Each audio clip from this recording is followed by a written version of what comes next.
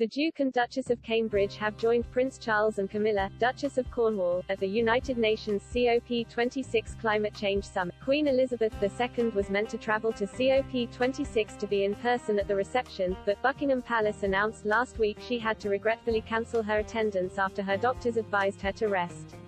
William and Kate have been spotted in Glasgow helping Scouts to live a greener life during an event in Alexandra Park in the Scottish city. Richard Palmer, Daily Express royal correspondent, tweeted, "The Duke and Duchess of Cambridge have been helping Scouts take practical steps to live a greener life at an event in Alexandra Park in Glasgow." Ahead of his arrival at the conference, the Duke of Cambridge wrote on Twitter, #COP26 is a landmark moment for the future of our planet. I'm proud that our Earthshot Prize finalists will be joining me in Glasgow to show the world that there is reason to be optimistic. Ending the message shared on the official social media account of the Duke and Duchess of Cambridge, William added, "I'm hopeful about what can be achieved." The 15 finalists of the first year of the Earthshot Prize, named in September, will attend a reception hosted by William and Charles at the Clydeside Distillery. They will be joined by key members of the Sustainable Markets Initiative, a project launched this year to push businesses into placing sustainability at the forefront of their work. William launched the Earthshot Prize in October 2020 in a bid to inspire groundbreaking projects to fight the planet's 5 most pressing environmental issues.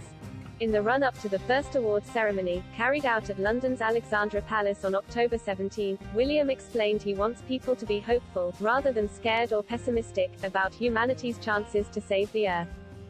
Shortly after William tweeted his message, Charles' official Twitter account Clarence House also wrote about the Prince of Wales' presence in Glasgow. As the most senior member of the royal family at the summit, Charles, 72, led the Royal Charm Offensive by addressing world leaders, activists and experts during the COP26 opening ceremony. In his speech to the COP26 summit, Charles said the strength of the global private sector was greater than governments, and represented the only real prospect of fundamental change. Charles said, "The scale and scope of the threat we face call for a global, systems-level solution, based on radically transforming our current fossil fuel-based economy to one that is genuinely renewable and sustainable. So ladies and gentlemen, my plea today is for countries to come together to create the environment that enables every sector of industry to take the action required.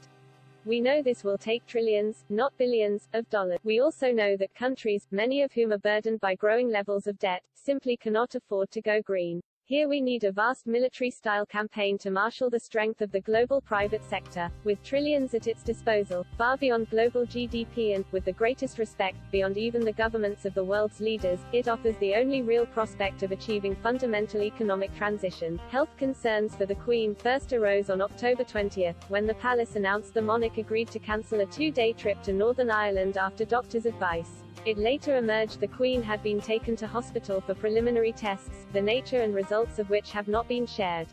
While she is deemed well enough to carry out light duties at Windsor Castle, and even some virtual audiences, on Friday evening it was announced Her Majesty's medical team advised her to rest for at least 2 more weeks. Last week, Buckingham Palace shared news of the Queen's absence at the event saying, "Following advice to rest, the Queen has been undertaking light duties at Windsor Castle. Her Majesty has regretfully decided that she will no longer travel to Glasgow to attend the evening reception of COP26 on Monday, the 1st of November.